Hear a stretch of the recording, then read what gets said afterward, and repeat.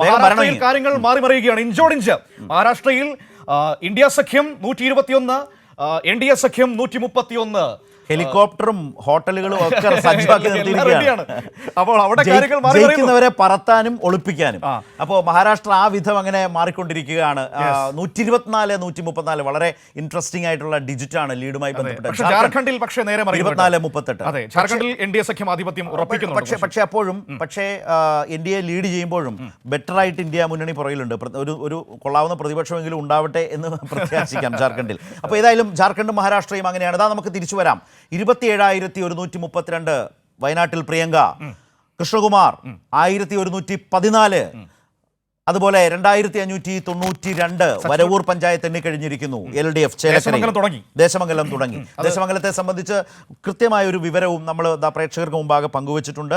അവിടെ എത്രമാത്രം ലീഡ് ഉയർത്താൻ LDFന് കഴിയുന്നു എന്നുള്ളതാണ് ഈ റൗണ്ടിൻ്റെ ആകാംക്ഷ. അവിടെ ആ ലീഡ് പ്രതീക്ഷയ്ക്കുമേൽ രമ്യയുടെ മത്സരം എത്രമാത്രം LDFന് ഏത് നിലയിൽ അവരുടെ ലീഡിനെ പിടിച്ചു നിർത്താനാകും, ഇതറിയാൻ ഒരല്പസമയം കൂടി കാത്തു നിന്നാൽ മതി. ആ കണക്കൂട്ടലുകൾ, പ്രതീക്ഷകൾ LDFന് ചേലക്കരയിൽ ഈ റൗണ്ടിൽ, ഈ മണ്ഡലത്തിൽ, ദേശമംഗലത്ത് എത്രമാത്രം പൂർത്തീകരിക്കാൻ കഴിഞ്ഞിട്ടുണ്ട് എന്നറിയാൻ സച്ചിൻ, ആദ്യ റൗണ്ട് കഴിഞ്ഞിരിക്കുന്നു. രണ്ടാം റൗണ്ട് തുടങ്ങിയിട്ടുണ്ടോ? എന്താണ് ഇപ്പോൾ രണ്ടാം റൗണ്ടിൽ എന്തെങ്കിലും വിവരം? രണ്ടാം റൗണ്ട് ആരംഭിച്ചിരിക്കുകയാണ്. രണ്ടാം റൗണ്ടിന്റെ ഔദ്യോഗികമായ കണക്കൊന്നും പുറത്തേക്ക് വന്നിട്ടില്ല. രണ്ടാം റൗണ്ട് ആരംഭിച്ചിട്ടുണ്ട്. ആദ്യ റൗണ്ടിൽ BJPക്കാണ് ലീഡുള്ളത്. ആദ്യ റൗണ്ട് എണ്ണിയപ്പോൾ 4127 വോട്ടാണ് BJP നേടിയത്. രണ്ടാം സ്ഥാനത്ത് UDF ആണ് 3013 വോട്ട്.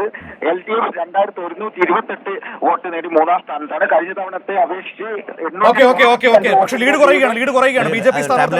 വരുമ്പോൾ കുറഞ്ഞതാണ്.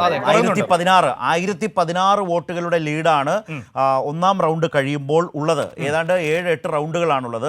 ശരാശരി ഈ ലീഡിലാണോ നിൽക്കുക, അതോ ഇതിലും മുകളിലേക്ക് ഓരോ റൗണ്ടിലും BJPക്ക് ലീഡ് നഗരസഭയിൽ കൂട്ടാനാകുമോ, അതോ ഇതിൽ നിന്ന് താഴോട്ട് പോകുമോ? ഇതാണ് കാത്തിരിക്കുന്നത്. ശരാശരി 1000-ൽ പരം വോട്ടിന്റെ 1016 വോട്ടിന്റെ ലീഡ് മാത്രമാണ് ഒന്നാം റൗണ്ട്. അതാണ് അതിലെ പ്രധാനപ്പെട്ട കാര്യം. കാരണം എന്ന് വെച്ചാൽ ഒരു മണ്ഡലത്തിലേക്ക് ജയിച്ചു വരാൻ കഴിയുന്ന നിലയിലേക്കുള്ള ഒരു ലീഡായി ആകെ മൊത്തം മാറില്ല. അങ്ങനെയാണെങ്കിൽ എല്ലാ കണ്ണുകളും പിരായിരിയിലേക്കും കണ്ണാടിയിലേക്കും മാത്തൂരിലേക്കും തന്നെ പോകും, മാറുകയും ചെയ്യും. പ്രിയങ്കയുടെ ഭൂരിപക്ഷം 30,000 കടന്നിരിക്കുന്നു. വയനാട്ടിൽ ചുരം കയറി എത്തുമ്പോൾ 30,000ലേക്ക് ലീഡ് ഉയർത്തി 30,150 ലീഡിലേക്ക് ഉയർത്തിയിരിക്കുന്നു. 30,150 എന്നതിലേക്കാണ് സംഖ്യ എണ്ണി പറയാൻ നോക്കിയത്, പക്ഷെ പിടുത്തം വിട്ടു.